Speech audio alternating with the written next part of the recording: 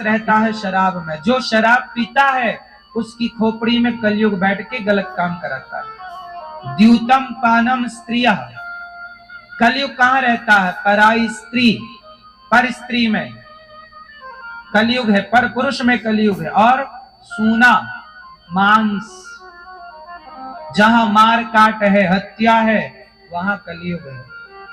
इसलिए जहां दया है वहां ईश्वर है, और जहां हिंसा है, जहां मार काट है, वहां अधर्म है, पाप है, कलयुग है। कलयुग का 5वां स्थान बेईमानी से कमाया गया पैसा। पैसे में भी कलयुग रहता है। बोलो हाँ, पैसे में कौन रहता है? जब आप गलत तरीके से पैसा कमाते हो तो पैसे में केवल गांधी जी ही नहीं रहते, गांधी जी के साथ कलयुग भी बैठा रहता है इनके पास। जो आप गलत तरीके से पैसा कमाए तो कलयुग बैठा, फिर आपका पैसा गलत तरीके से कमाया तो वो गलत तरीके से निकलना स्टार्ट होता। इसलिए जो पैसा कमाओ, कमाने का 2% किसी दान पुण्य में, भूखे को भोजन देने में, बेसहारा को सहारा देने में खर्च करो, तब जाके आपकी कमाई शुद्ध होती है। जो पैसा आप कमाते हो उसे शुद्ध करना चाहिए। अच्छा ये बताओ, आप सरकारी जॉब करते, माना कि आप गवर्नमेंट सर्वेंट हैं, काम कर रहे हैं। एक बात बताओ, माना कि आपको 50,000 रुपए तनख्वाह देती है सरकार। आप महीने की 1 तारीख हुई, आपके खाते में 50,000 रुपए आ गए। अब ये बताओ, वो पूरे 50,000 आपके हैं या नहीं? आपकी मेहनत से आपने कमाया 50,000, अब वो पूरे आपके हैं? बोलो, पूरे हैं? मेहनत के हैं? ठीक है, मेहनत के हैं। किसने दिया? सरकार ने दिया। अब ये बताओ, सरकार पैसा आप कहां से लाती है? सरकार का पैसा टैक्स का होता है। सरकार गौ माता को मरवा करके बूचड़ खानों से, और सरकार गैया का मांस सप्लाई करती है, तो गैया का मांस सप्लाई करने से भी मोटा पैसा आता है। हमारा देश गौमांस सप्लायर है, पता है आपको? जो कि दुर्भाग्यपूर्ण है। अब ये बताओ, सरकारी तनख्वाह जितने लोग पा रहे हैं, सबकी तनख्वाह में गैया की हत्या का पैसा आ रहा है कि नहीं? उत्तर दो, हाँ या ना। सरकार का पैसा कोई मेहनत का थोड़ी होता है। सरकार का पैसा तो टैक्स का होता है। नहीं देना चाहे, जबरदस्ती लगाया टैक्स। 30% ले रही है, 18% जीएसटी अलग ले रही है, पेट्रोल का अलग, उसमें जीएसटी मिला के और ये सब टैक्स मिला के, सड़क पे चलो तो टैक्स अलग, माचिस खरीदो उस पर टैक्स है, सब टैक्स है। किस तरह से आदमी निचुड़ जाता है। तो आदमी खुशी खुशी थोड़ी दे रहा सरकार को। सरकार भी तो अति परेशान करती है जनता को। अति, इतना टैक्स नहीं होना चाहिए जितना है। लेकिन अब ये सरकार ले रही है, लोग रो रो के दे रहे हैं। तब ये रो रो के जो आपने दिया है वो पैसा आपको ही वापस मिलता है। तो अब बताओ, वो पैसा जो 50,000 आपके पास आया, आप कह रहे हो मेरी कमाई का है, दिया किसने? सरकार ने दिया। और सरकार के खजाने में हर तरह के पाप का पैसा आता है। बोलो हाँ। उचित टैक्स लगाए सरकार तो सरकार सही है, पर अनुचित टैक्स गलत है। चलो टैक्स लगाओ, हम कहते हैं 10 रुपए और बढ़ा दो टैक्स, लेकिन सरकार को क्या फ्री में देना चाहिए? आज सरकारें सिलेंडर फ्री में बांट रही हैं, जिसकी कोई जरूरत नहीं। बिजली फ्री में बांट रही है, कोई जरूरत बांट रही है जिसकी कोई जरूरत नहीं। बिजली फ्री में बांट रही है, कोई जरूरत नहीं। आपको बैंक का कर्जा माफ कर रही है सरकार, कोई जरूरत नहीं। आज फ्री में क्या चाहिए? केवल 2 चीजें। सरकार 2 चीज फ्री में दे। पहली, शिक्षा। बच्चा जितना पढ़ना चाहे उसे सरकार अपने पैसे से पढ़ाए।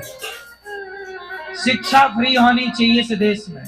और दूसरा, स्वास्थ्य। 1 रुपए का इलाज हो या 10 लाख का, भारत का नागरिक हो, फ्री करो। टैक्स और लो, हम कहते हैं और टैक्स लो, 10 रुपए और बढ़ा दो, 20 रुपए और बढ़ा दो, कोई प्रॉब्लम नहीं। लेकिन आज सबसे ज्यादा पैसा शिक्षा में लगता है, और इतना लगाने के बाद भी माँ बाप बेचारे बाजार में बिक जाते हैं बच्चों के लिए। अच्छे स्कूल, बड़ा आदमी है तो वो बड़े आदमी का बेटा उस स्कूल में पढ़ रहा, गरीब का बेटा अलग स्कूल में पढ़ रहा है। भाई शिक्षा समान होनी चाहिए। मुख्यमंत्री का बेटा हो या प्रधानमंत्री का या रिक्शे वाले का, एक ही स्कूल में पढ़ेंगे, ये समानता लानी चाहिए, तब जाके देश विकसित होगा। समानता का अधिकार सबको हो। अब हमारे देश में जितने नेता हैं, अधिकांश नेताओं के बच्चे पढ़ने विदेश जाते हैं, और हमारे तुम्हारे बच्चे सरकारी स्कूल में पढ़ने के लिए मजबूर हैं। या फिर प्राइवेट में पढ़ाओ तो करो मेहनत, गधों की तरह करो काम, और फिर भी सरकार को टैक्स लेना। आदमी कमा कमा के दे किसे रहा है? सारा पैसा सरकार ले जा रही है, और फिर भी चोर के चोर बना है आदमी। हाँ या ना? 2 चीज फ्री होनी चाहिए। क्या क्या? शिक्षा और स्वास्थ्य। फिर तो टैक्स और लो। इसलिए आपके पास जो पैसा आता है वो पैसा आपकी मेहनत का है, ये बात सही है। पर जो पैसा आप कमाते हैं वो सरकार का पैसा। और याद रखिए, शास्त्र कहते हैं कि राजा का पैसा अशुद्ध होता है।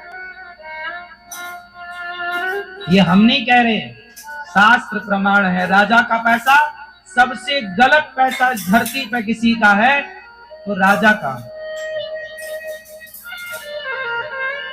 सबसे शुद्ध पैसा किसका होता? चलो बताओ।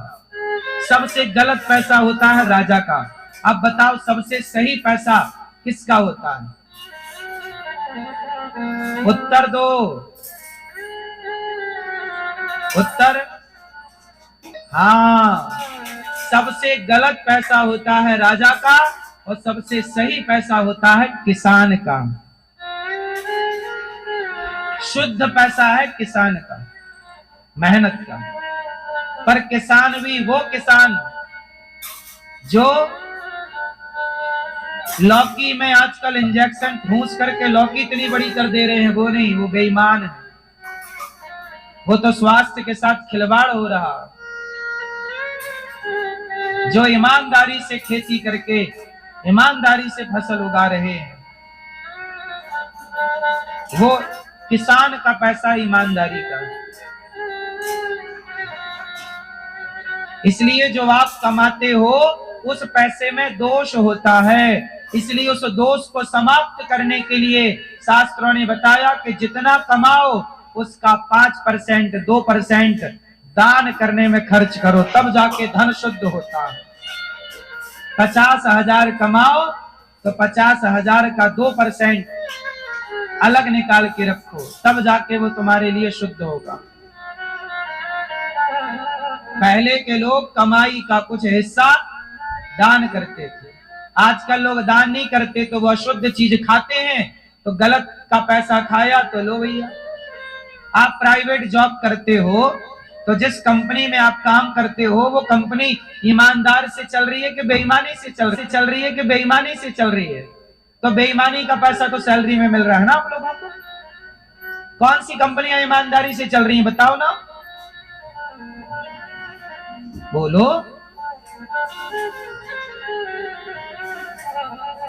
देसी घी के नाम पे इस देश में सुअर की चर्बी बिक रही है। क्या तिरुपति बालाजी के मंदिर में मिलावट हुई आप लोग परिचित नहीं है? देसी घी के नाम पर। तो आप जिन कंपनियों के लिए काम करते हो वो ईमानदारी से कर रही है कि बेईमानी से? यदि बेईमान से कर रही है, कमा रही है, तो आपकी कमाई बेईमानी की कमाई हो गई कि नहीं? उसे शुद्ध कैसे करोगे? इसलिए कमाया हुआ पैसा डायरेक्ट यूज ना करो।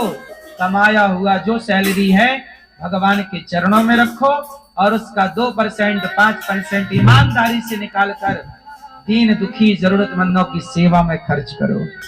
गौरी गोपाल आश्रम में जो वृद्ध माएं रहती हैं, अखंड रसोई चलती है, साधु सेवा होती है। इन सेवाओं से जब आप अपने धन को जोड़ते हैं, या आप यहाँ नहीं तो अपने आसपास, आपकी सोसाइटी के आसपास कोई झुग्गी में कोई गरीब है, कोई जरूरतमंद बेटी का ब्याह है, करा दो बेटी का ब्याह। उस पैसे में नियत ना रखो, वो परोपकार में खर्च करो, भूखे को रोटी खवाओ, कराओ व्यवस्थाएं, तब जाके तुम्हारा वो पैसा तुम्हारे योग्य होता है, खाने के योग्य। पैसा शुद्ध करना पड़ता है साहब, और आप बिना शुद्ध की उपयोग करते हो, इसलिए परेशान रहते हो। आजकल किसी का पैसा किसान के सिवा, किसी का पैसा, अब देखो ना कितने व्यापारी हैं कि जो बाट होता ना, 1 किलो का बाट बोलते हैं आप लोग, 1 किलो 2 किलो का बाट, उस बाट में चुंबक लगा लेते हैं या बाट से लोहा हटा देते हैं थोड़ा खरोंच के, ताकि शक्कर तौले तो 1 किलो का हिसाब हो, पर जाए वो 900 ग्राम है, मतलब 150 ग्राम बचा लेते हैं या 10-20 ग्राम बचा। 1 किलो शक्कर में 50 ग्राम शक्कर बचा, क्या 50 ग्राम में तू धन्ना सेठ हो जाएगा? लेकिन वो तेरा पूरा धन बेईमानी का हो गया। क्यों भैया? और आजकल बाजार में ये, एक बार क्या हुआ, गौरी गोपाल में मैं सिलेंडर खरीदता हूं क्योंकि यहाँ अखंड रसोई चलती है ना, तो सिलेंडर वाले ने एक दिन क्या किया मेरे साथ, धोखा कर दिया। सिलेंडर में होती है 16 किलो गैस, क्यों 15 किलो के 16 किलो कितनी होती है? 16 किलो गैस थी। तो एक दिन मैंने खड़े होके चेक कराया कि भाई सिलेंडर आए हैं, जरा रखो। तो मैंने रखाया कांटे में, इलेक्ट्रिक कांटे में रखा, तो वो सिलेंडर में 14 किलो गैस।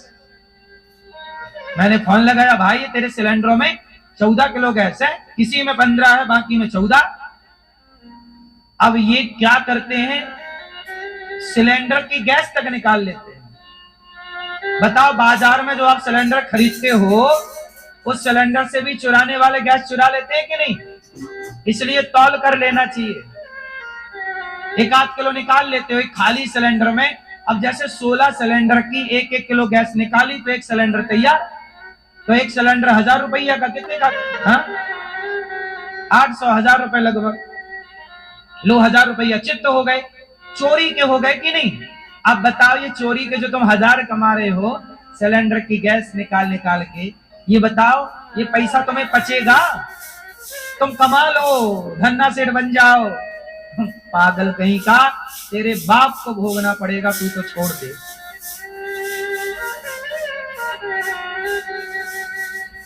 कौन बचा?